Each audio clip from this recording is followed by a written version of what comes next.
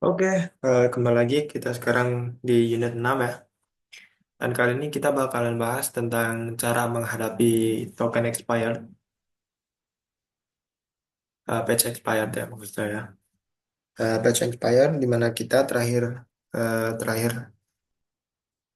unit terakhir ya pokoknya terakhir mencoba di unit sebelumnya gitu ya.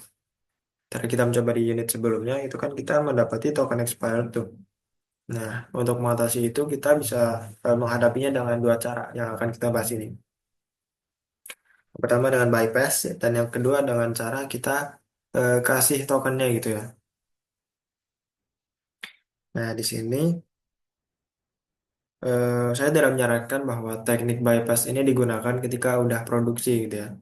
Dan teknik bypass ini seharusnya kalau bukan debug ya cuma untuk pembelajaran aja gitu. Karena akan ada masalah soal keamanan ketika ini digunakan di versi produksi gitu ya. Di sini kita langsung share screen, dan di sini kita lihat. Nah, terakhir kita coba hari ini malam ini. Nah, udah. Terakhir kita coba, kita itu mendapati bahwa tampilannya adalah page expired gitu ya. Dan ini cukup mengganggu kalau misalnya kita lihat secara secara awam gitu ya. Cukup mengganggu ini apa sih kita mau post ke expired gitu. Tapi di sini yang menjadi hal penting adalah ini tentang keamanan gitu. Jadi terfilter ketika ada pengguna itu banyak ngepost data gitu ya, terfilter itu jadi nggak bisa sembarangan ngepost data gitu.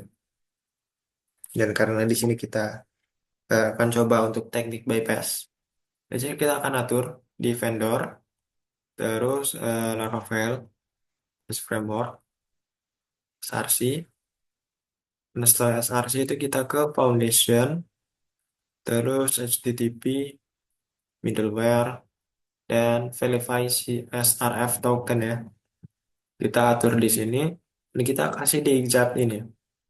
Di mana exact ini, ya berarti dia sebagai pengecualian gitu. Atau kita lebih umum gitu ya, kita sebut sebagai bypass.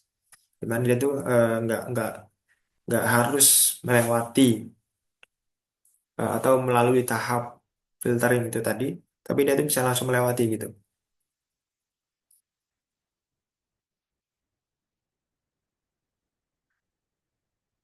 Nah, dia bisa langsung melewati. Dan di sini misalnya kita sebut sebagai slash login mungkin ya. Ini kita slash login karena di sini kan kita pengen di ini nih di rute slash login nih. Nah, jadi kita di slash login itu kita kasih pengecualian gitu. Kasih pengecualian. Nah, di sini eh kita bakal coba. Yang tadi yang awal itu page expired, kita bakal coba lagi misalnya username atau email deh, email. Nah, email misalnya email itu sport@musanyo.com. Terus kalau misalnya password nih, ini kan kita belum enkripsi nih. Jadi eh, password. Nah, misalnya tuh kayak gini. Misalnya kita kasih untuk key password dan kita isi ini. Dan pasti di sini password itu masih kayak bentuk normalnya gitu ya, bukan benar di enkripsi. Kita coba. Harusnya. Nah, ini akan mengembalikan nilai yang kita kirim ya, sesuai dengan prinsip di ini di website PHP login handler. Nah, di login handler ini.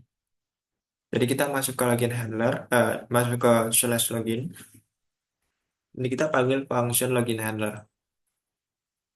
Dan di sini di function login handler, kita itu menampilkan atau mengembalikan gitu ya, mengembalikan semua yang kita isi pada saat kita mengirimkan data-data ini gitu. Terbukti di sini ya. Kita kirim email support@nusadia.com dan passwordnya ini password belum dienkripsi gitu ya. Kita lihat di sini. Ini bukan bentuk JSON. Jadi mungkin kita coba send endpoint request. Oh, nah di sini kita kirimin data yang kita kirimkan, terus nanti ketika balik lagi ke kita itu formatnya JSON gitu ya. Kita coba, ini masih bentuk teks, kita bakal ubah ke bentuk JSON ya. Ups, ternyata di sini nggak secara otomatis disusun, tapi nggak apa-apa. Pokoknya pada intinya kayak gitu ya. Sekarang format JSON. Nah ini, oh ini ada. Nah, nah ini lebih rapi. Ini format JSON, di mana kita tuh kirim email support@nusana.com, dan passwordnya itu ini masih kayak password panjang gitu ya. Password belum dienkripsi. Jadi gitu pada intinya kayak gitu.